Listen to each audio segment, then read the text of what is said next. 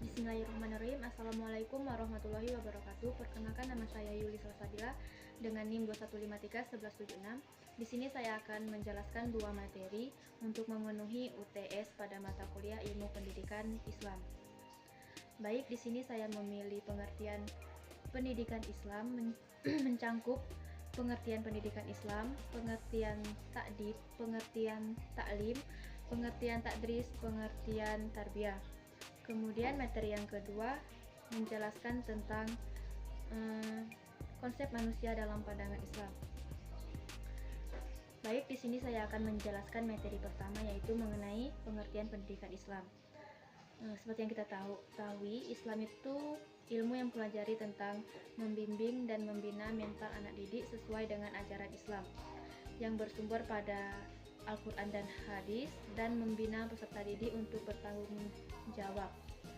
Kemudian pengertian takdib, menurut Nahwib al-atas, takdib berarti pengenalan dan pengakuan yang secara berangsur-angsur ditanamkan kepada manusia titik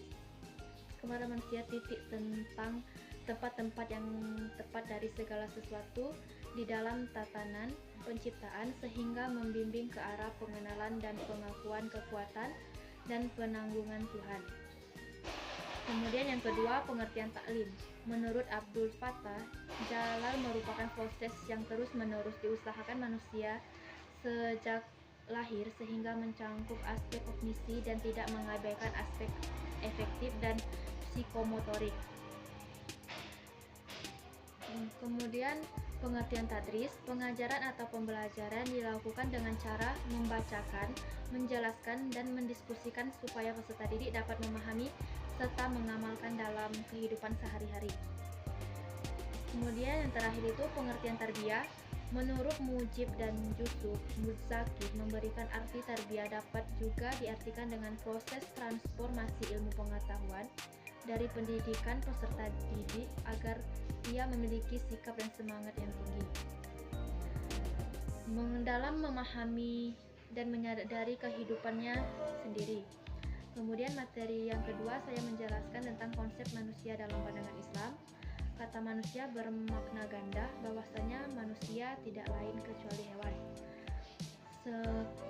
Mengenai itu, ada pula yang berpendapat bahwa manusia sebagai makhluk yang berpolitik, makhluk yang bermasyarakat, makhluk yang berbudaya, dan makhluk yang berbahasa. Kemudian makhluk yang berpikir. Dalam hubungan ini, menurut H.M. Quraish Shihab, ada 3 kata istilah yang digunakan Al-Quran untuk menunjuk kepada manusia. Yang pertama itu menggunakan kata istilah yang terdiri dari huruf alif, nun, dan sin, semacam al-insan dan uns di dalam Al-Quran. Kata insan tersebut sebanyak 65 kali dalam 63 ayat.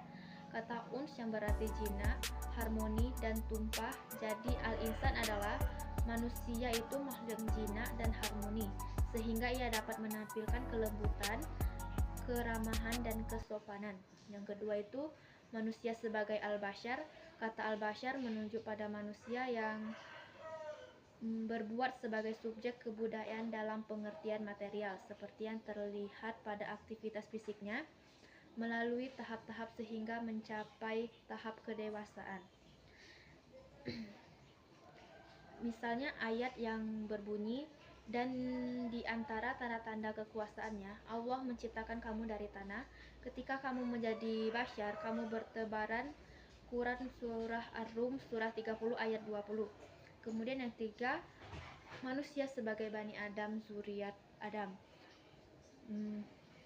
Yang kita tahu, kata Bani Adam atau zuriat Adam sebagaimana yang disinggung pada penjelasan-penjelasan ini juga mengandung arti bahwa manusia sebagai makhluk sosial.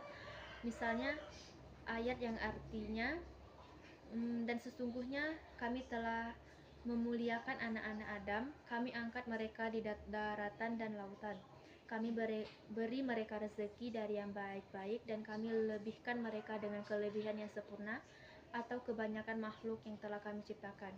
Quran Surah Al-Isra Surah 17 ayat 70. Baiklah, itulah yang dapat saya sampaikan. Jika terdapat kesalahan saya mohon maaf, kepada Allah saya mohon ampun. Saya akhiri, wassalamualaikum warahmatullahi wabarakatuh.